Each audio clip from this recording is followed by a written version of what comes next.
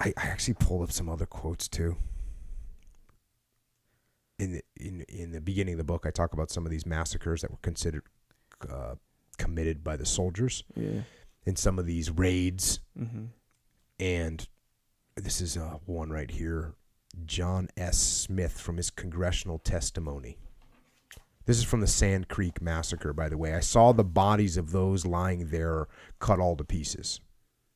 Worse mutilated than any I ever saw before. The women cut to pieces with knives, scalped, their brains knocked out, children 2 or 3 months old. All ages lying there, from sucking infants up to warriors. By whom were they mutilated? By United States troops. And again, this my point in bringing that up is that it's the escalation of emotions and the escalation of ego, and I'm going to pay them back. And we so often drive ourselves to these situations in everyday life. I mean, obviously not to this scale, but how do we overcome that? And I think you got to concentrate on keeping your ego and your emotions in check. Yeah. Yeah, and there's also that slippery slope factor where,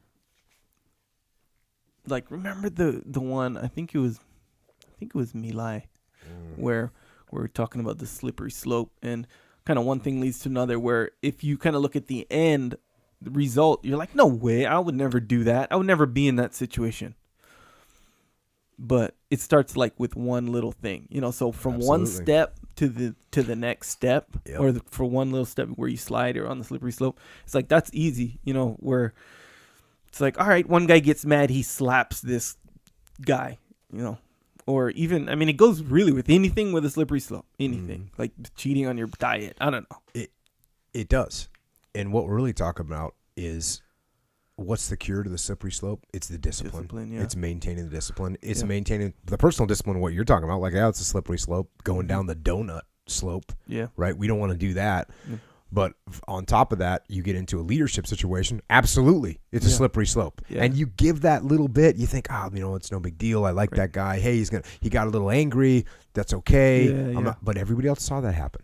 Mm-hmm. And now you're just allowing this to happen, and it's only going to escalate. But it's so, and think about this. Think of how easy it is to stop that one thing and say, hey, Echo, what are you doing? Come over here. Hey, look, we don't hit prisoners. Stop what you're doing. Yeah. Get it together. If you're mad, go over there, take a breath. Yeah. That's pretty easy for me to stop. Now, what happens when you shoot somebody? Now we have a major incident. Now you're going to jail. I mean, it's a totally different thing. I could have stopped that very easily in the beginning. Yeah. Or I can have major issues to deal with in the end. Yeah. Like this, I mean, this is more of like the slippery slope situation, but not war, nothing like that. But you know how, like, I don't know, financial guys, right? Mm-hmm. They'll be like, hey, I'm going to do, investments. You hear about this where they'll be like, okay, I'm going to collect this money from my people, my clients, and then I'm going to invest it, right? And then,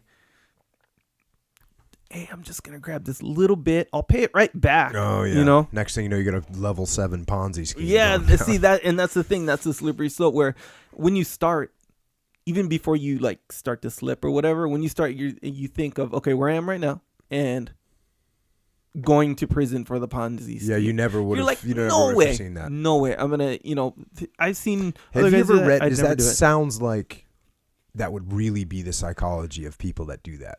Like, I bet a lot. Well, I don't know, because is this a specific example that you read about or something? No. Or you're just kind of assuming that that's what the mindset is? Yeah, well, I had read about like the slippery slope situation, and really it's like two perspectives. One is like when you're in the mix and the next step or down the slippery slope is always totally understandable. Right. No one's gonna run, sound the alarms. I mean, I bet if you looked at the Bernie Madoff where he had that giant, I would have to read about it. Yeah. But it would make sense to me that your assumption is correct. That like in the beginning he wasn't like, you know what I'm going to do? I'm going to rip off a bunch of people. Right. I bet in the beginning he said, you know what? I got these good investments. I'm going to get these people to buy in. Yeah. And then he goes, you know what? I didn't quite make what we were going to make, but I'm just going to go ahead and take some of these other people's money and just distribute it. Yeah. So everyone's kind of happy.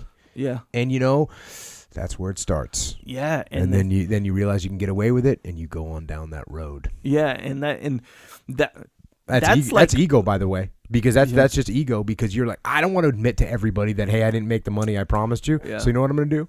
Double down. Yeah, but the two perspectives is kind of the thing where when you're in the mix, that one step is like, that's hard to see in a matter of speaking. It's hard to see because you're like, why should I? This guy came in 30 seconds late. Yeah. So what am I going to do? Reprimand him in front of everyone? Come on, really, so no one's, that's easy to understand.